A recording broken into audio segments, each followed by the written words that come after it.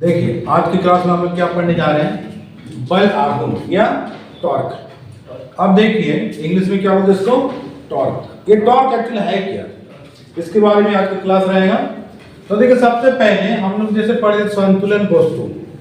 संतुलन वस्तु क्या पढ़े थे, जैसे मान के चलिए एक समरूप छड़ है, इसको धागा में बांध के लटका देंगे तो कहां पर बांधना पड़ेगा कि वो संतुलन में रहेगा, स्थिर में रहेगा, मिडिल में। इसके लिए व्यंजक क्या निकाले थे, L/2। मतलब पूरे प्लेट की लंबाई L है तो कहां पर पकड़ना होगा कि वो संतुलन में आ जाए, मिडिल पॉइंट में। आंसर क्या था, L/2। तो देखिए इसको मान के चलिए लटका दिए को प्लेट को, यहां पर एक वस्तु को धागा में बांध के फिर लटका दिया तो ये प्लेट क्या होगा, वहीं पर रहेगा कि नीचे की ओर आएगा, वो नीचे की ओर आएगा। नीचे की ओर आएगा तो क्या आएगा, कैसे आएगा, ये घूमते हुए यहां पर पहुंच जाएगा। तो प्लेट पहले ऐसे था, अब ऐसे हो गया, ये आ गया प्लेट इस लाइन में। तो यहां पर जो विस्थापन आया इसको बोलते विस्थापन, घूम के आया इसको क्या बोलते हैं, दूरी। विस्थापन क्या हो गया, सदिश राशि, और दूरी क्या हो गया, अदिश राशि। लेकिन बल किधर लगता है, बल एक सदिश राशि है लेकिन बल लगेगा सीधा सदिश होने के कारण। लेकिन इसको हम लोग जबरदस्ती पकड़ के घुमा रहे हैं, समझो क्या बोले, घूमने का प्रवृत्ति क्या रहेगा, टेढ़ा हुआ, जबरदस्ती पकड़ के इसको घुमा रहे हैं। तो ये घूमने की जो प्रवृत्ति है, ये प्रवृत्ति को हम लोग क्या बोलते हैं, बल आघूर्ण या टॉर्क। समझ में क्या बोले। तो इसका परिभाषा कैसे दे सकते हैं, जब किसी वस्तु के ऊपर यहां पर क्या डाला जाएगा, बल डाला जाता है। चाहे हम हाथ से भी दबा सकते हैं या कोई वस्तु को बांध दिया तो क्या ये वस्तु का कुछ द्रव्यमान है तो क्या सीधा तो नहीं रहेगा, झुकेगा। हो सकता है यहां पर भी आके रुक जाएगा, यहां पर भी आके रुक सकता है। मैक्सिमम कहां तक आएगा, मैक्सिमम से मैक्सिमम यहां तक, इधर नहीं जा सकता। क्यों, ग्रेविटी के कारण मैक्सिमम ऐसे आएगा, इधर नहीं जाएगा। समझ में आया। अब देखिए आगे परिभाषा कैसे देंगे। ये हो गया विस्थापन, लंबवत दूरी, इसको क्या बोलते हैं, इसको बोलते हैं लंबवत दूरी, याद रखिए ये वाला। तो इसका परिभाषा हम लोग कैसे देंगे, बल आघूर्ण का,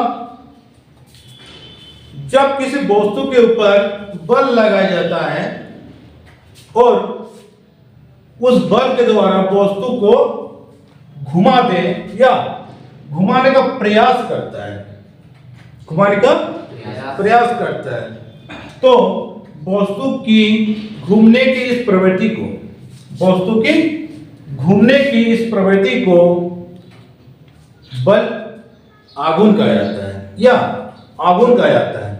और आघूर्ण किसके द्वारा उत्पन्न होता है, जिस बल के द्वारा उत्पन्न होता है उसे बल आघूर्ण कहा जाता है। इसे टाव द्वारा सूचित किया जाता है। हिंदी में क्या बोलते हैं, टाव। क्या बोलते हैं, टाव। इसे टाव द्वारा सूचित किया जाता है। अब देखिए यह एक सदिश राशि है, देखिए इसका गणितीय रूप जब देखेंगे तब क्या आएगा, गणितीय रूप में, गणितीय रूप में हम लोग वही देखेंगे, इसे टाव द्वारा सूचित किया जाएगा।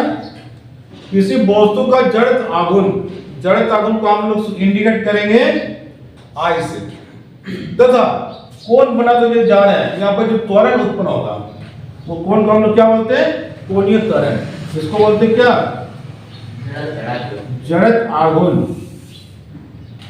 जड़त्व आघूर्ण, और इसको बोलते हैं कोणीय त्वरण। जड़त्व आघूर्ण और कोणीय त्वरण के गुणनफल को क्या कहा जाता है, बल आघूर्ण कहा जाता है। समझे बात। अब चलिए इसका डायग्राम लिखिए और इसके बाद चलते हैं इसका परिभाषा में।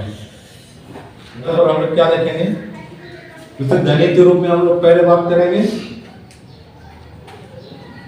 गणितीय विधि या गणितीय रूप। गणितीय रूप में हम लोग क्या देखे थे कि टाव से डिनोट करते हैं लेकिन किसी वस्तु के जड़ता गुण किससे डिनोट करते हैं? आई से। तथा कोणीय त्वरण अल्फा के गुणनफल को क्या कहा जाता है? बल आघूर्ण कहा जाता है। बल आघूर्ण को किससे डिनोट करते हैं? टाउ से, इसको टाउ बोलते हैं। उसको एक बार हाईलाइट कर दीजिए। अब हम लोग देखेंगे सादिश रूप। सादिश रूप में क्या देखेंगे? बल आघूर्ण बराबर फॉर्मूला क्या होता है? देखिए, बल आघूर्ण बराबर होता है बल इंटू बल बाहु या लंबवत दूरी। अब देखिए वस्तु के ऐसे हम लोग संतुलन बिंदु में टांग दिए। अब यहाँ पर जैसे इस पॉइंट में बल लगाया कि ये वस्तु यहाँ पर आ गया। ये जो लंबवत दूरी है, लंबवत दूरी को क्या बोलते हैं? बल बाहु। अब बल आघूर्ण को किससे डिनोट करते हैं? टाउ से। सदिश रूप है, ऊपर में वेक्टर लगेगा। बल है तो बल के ऊपर में वेक्टर लगेगा, क्रॉस प्रोडक्ट होगा। और दूरी को किससे डिनोट करते हैं? आर से। लेकिन सदिश है तो वेक्टर ऑफ आर हो जाएगा। तो बस इसको हाईलाइट कर दीजिए, बल इंटू बल बाहु। अब देखिए इसका आगे ऐसा ही मात्रक, एक नंबर पॉइंट में लिखिए बल आघूर्ण का ऐसा ही मात्रक। यहां लिखने के बाद देखिए बल आघूर्ण का ऐसा ही मात्रक। अब बोले तो ऐसा ही मात्रक क्या आएगा? ये वाला फॉर्मूला से क्या आएगा? बल का तो न्यूटन, अब दूरी क्या होता है? मीटर। तो न्यूटन मीटर भी आएगा। दूसरा क्या आएगा? क्या बल का क्या होता है? केजी मीटर पर सेकंड स्क्वायर। और यहाँ पर एक मीटर है, दूरी का मतलब क्या आएगा? मीटर। मीटर और मीटर स्क्वायर है, तो क्या आएगा? केजी मीटर स्क्वायर पर सेकंड स्क्वायर होता है। ये भी लिख दीजिए। बल आघूर्ण कैसा है? मतलब न्यूटन मीटर या केजी मीटर स्क्वायर पर सेकंड स्क्वायर होता है। दूसरा नंबर पॉइंट में लिखिए बल आघूर्ण का बीमीय सूत्र है। बीमीय सूत्र क्या आएगा? देखिए बल का क्या होता है? एम एल टी का पावर -2, दूरी का लेंथ स्क्वायर आ जाएगा। तो क्या आएगा? एम एल स्क्वायर टी का पावर -2। बस ये हो गया इसका बीमीय सूत्र।